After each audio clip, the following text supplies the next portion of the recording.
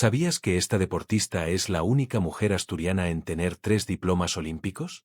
Se trata de María López García, nacida en Gijón en 1990, una de las jugadoras más importantes de la selección española femenina de hockey hierba, conocida como las Red Sticks.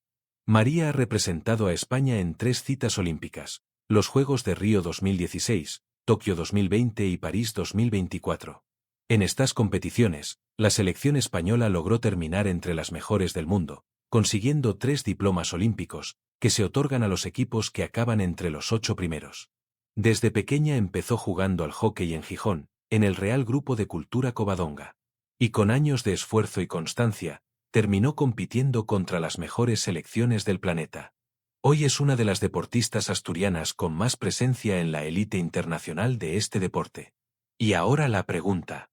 ¿Sabías que una jugadora de hockey nacida en Asturias había llegado a disputar y tener diplomas en 3 Juegos Olímpicos? Déjamelo en comentarios. Sígueme para ver más contenido de Asturias.